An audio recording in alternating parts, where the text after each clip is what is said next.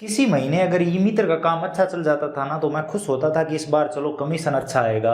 लेकिन जितना मैं सोचता था उतना कमीशन नहीं आता था। लेकिन जब मैं जन सूचना पोर्टल पर चेक करता था तो मुझे लगता था कि हाँ, इस काम का मुझे इतना कमीशन मिला है, इस काम का इतना कमीशन मिला है, और मैं खुश हो जाता था। लगभग जैसे कि मैं 50 रुपये का ट्रांजेक्शन करता था तो मुझे पता चलता था कि लगभग 40-42 रुपये मुझे मिल चुके हैं। बिजली का बिल भरता था तो सोचता था कि 5 रुपये के लगभग मुझे कमीशन मिल चुका है। इसी के साथ चिरंजीवी योजना का अगर मैंने किसी का फॉर्म भरा है, हालांकि मैं बिल्कुल फ्री में भर रहा हूँ, सिर्फ 850 रुपये ले रहा हूँ, लेकिन कम से कम 50 रुपये कमीशन तो मुझे मिल रहे हैं। तो वो इस तरह से चेक करके मैं खुश होता रहता था।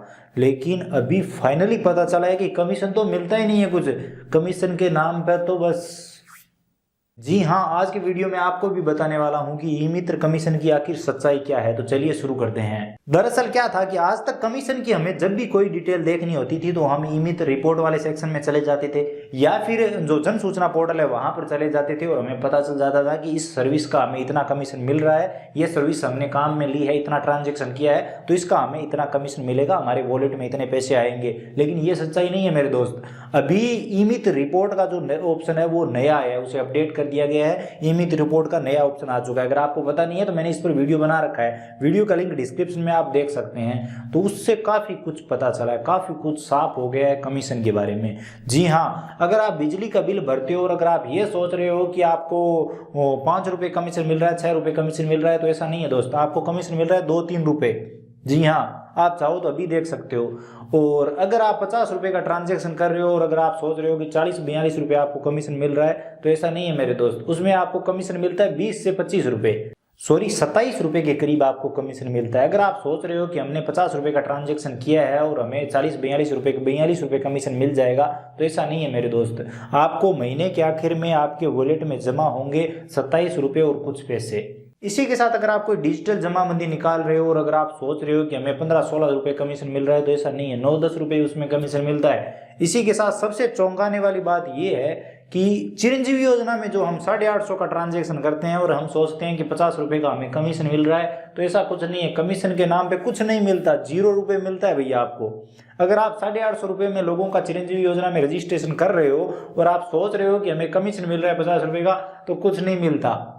उन 850 में से आपके वॉलेट में 1 रुपये भी जमा नहीं होता। अब ई मित्र रिपोर्ट का जो नया ऑप्शन आया है ना, उससे कमीशन से जुड़ी काफ़ी सारी बातें साफ हो चुकी है। हमें जो जन सूचना पोर्टल अब तक दिखा रहा था कि आपको 42 रुपये कमीशन मिलता है, इतना कमीशन मिलता है, उसमें से तो भैया बहुत कुछ कटता है। TDS कटता है, GST कटता है, वो कटता है, ये कटता है। उसके बाद फाइनली जो हमें पैसे मिलते हैं ना, वो 25 से 27 रुपये ही मिलते हैं। जो ई मित्र रिपोर्ट का नया ऑप्शन आया उस पर क्लियरली बताया जाता है कि आपको इतने रुपए ही इसमें से कमीशन मिल रहा है। और बिजली का बिल हम 5 रुपये के लालच में भरते हैं ना, उसमें हमें 2-3 रुपये ही मिलते हैं।